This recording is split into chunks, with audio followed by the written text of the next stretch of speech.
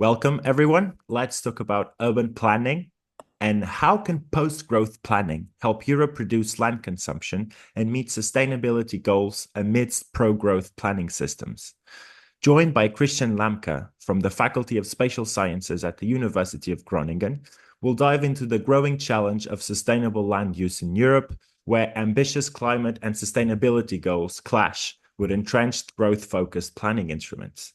Using German case studies, we'll explore how traditional planning instruments are locked into pro-growth models and the need for a post-growth approach to better address the finite limits of land resources. Hello, Christian, and welcome to our episode. Hello, Jose. Happy to be here. Our pleasure. I guess I'll start by asking you what led you to tackle these pro-growth biases, if you will, in planning instruments in land management. Yeah, thank you. Basically, I've been engaged with trying to figure out how post-growth and spatial planning relate already since 2016-17. And there are many calls about potential directions, important changes that need to be made. Also much criticism about how spatial planning orients towards growth or focuses on growth, supports growth.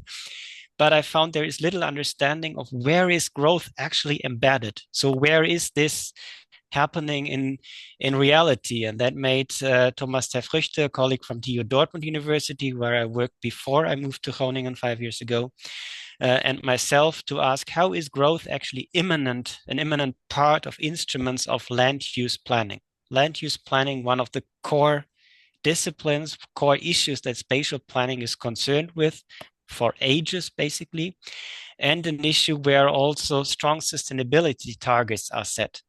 You mentioned that we have the European soil strategy, net zero of land consumption or net additional land consumption until 2050.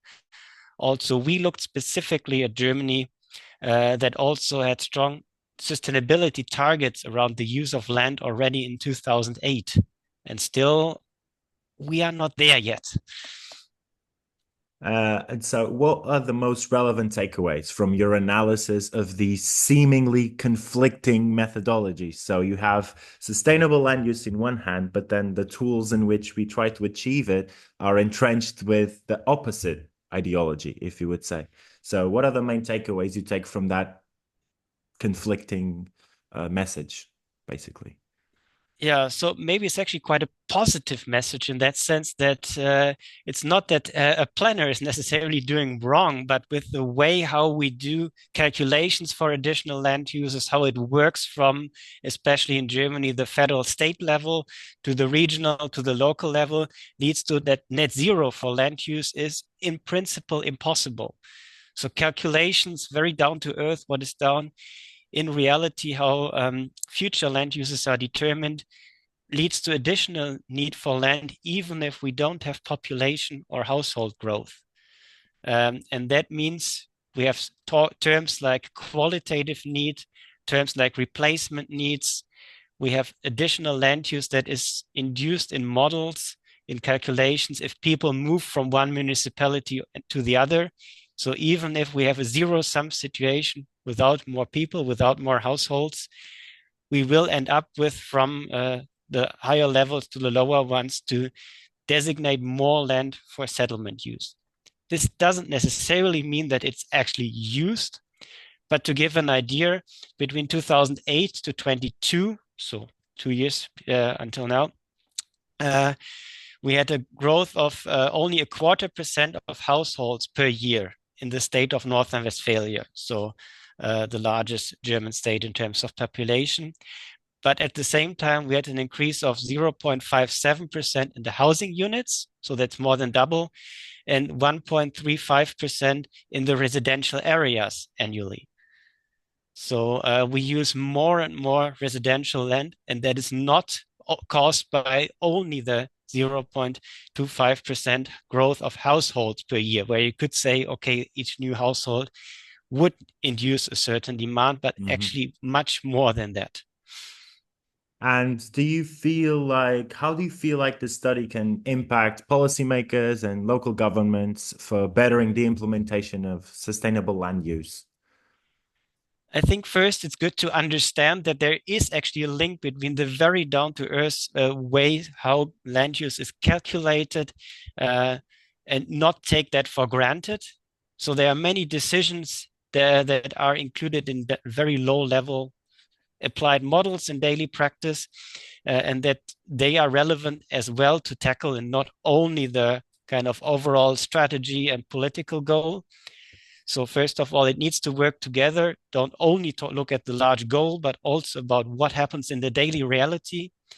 The daily realities probably take some time to also then adjust to larger goals. So we have seen improvements in the German situation, but quite slow and not yet anywhere near net zero.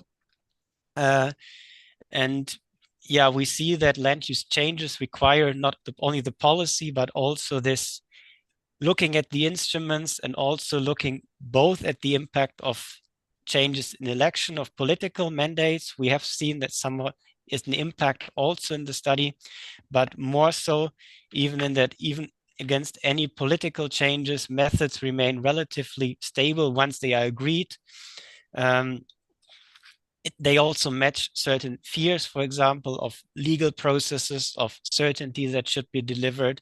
So if you move into these very daily realities, the picture gets rather complicated and it's not that simple to say. And I think it both leads to more understanding about the hardship of what actually happens in planning practice and realities of dealing that. But on the other side, should also provide the hopeful message that there are some small triggers that at least have a huge impact. So you might also be able to shift them and then be more, I would say, more realistic in that, and thereby even achieve more radical directions.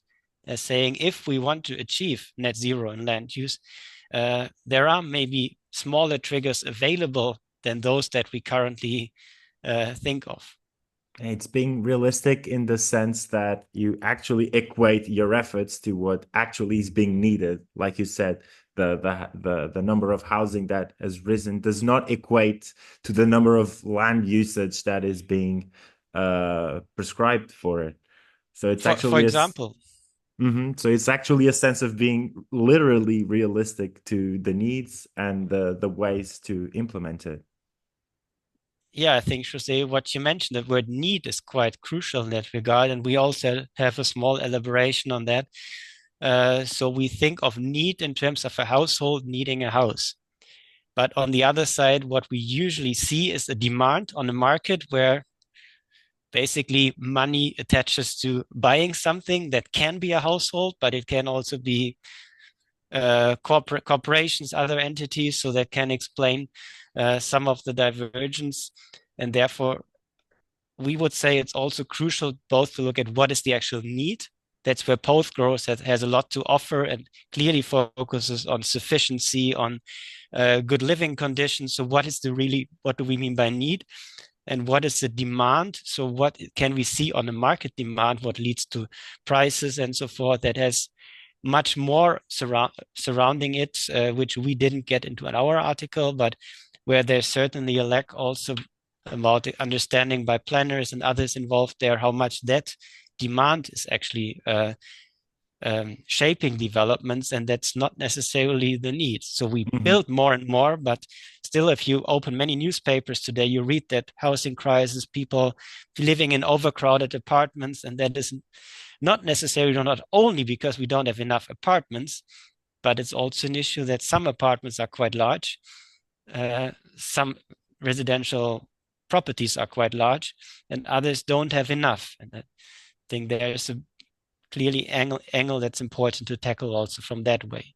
And you gave a perfect segue into the next question. Also, the difference between need and demand is a very interesting topic that you brought up. So moving forward, what do you feel then is left to address in this field regarding to your research? What would you say are the next steps in order to achieve this? Yeah, I think it would be wonderful to get more insights into how these instruments, how calculations, how modeling could also be done differently, or also how radically alternative scenarios might work through these ways. So not only work from the visionary perspective, but also how they might be mirrored in very down-to-earth practices. I think that could be a good exercise. It tells a lot about planning being a political activity or being at least repoliticized, as it means there is no naturally good or best way to designate land uses. So there are some choices, even down into instruments, that have proven to be stable over quite some time, also against legal court cases. So there is a reason that they are upheld, but also laws at all levels change over time. So there is a way that we might see changes by looking at planning as a more political activity.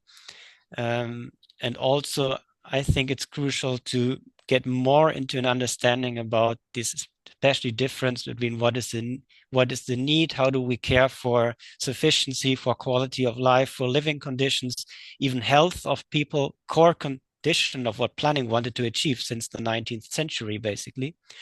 And on the other side, what is not the actual need, but what is interference with property market, investment, other forces that are not necessarily fulfilling local, regional, or European needs in that regard.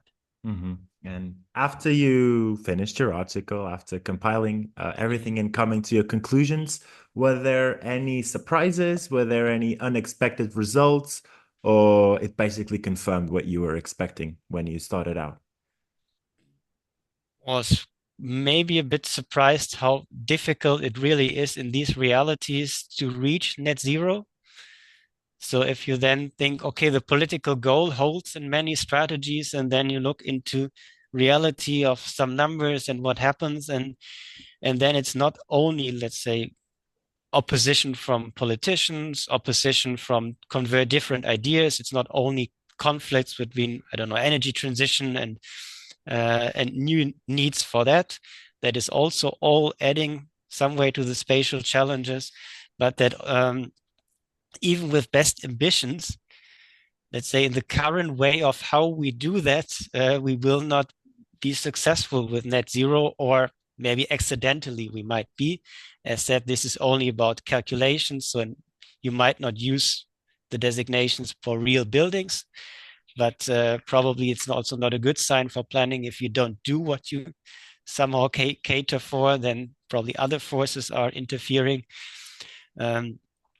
So I think that was a bit surprising how deep it goes to small factors where it's even hard, or where we didn't go further, kind of what were decisions in the very past decades, or even to the first establishment of planning, let's say, especially in the 1960s, 70s, when many planning instruments, tools happened to be designed. So would be an interesting historical study as well to talk to some people then, or I don't know, think about what was the underlying idea of how maybe society and space also develop over the coming time.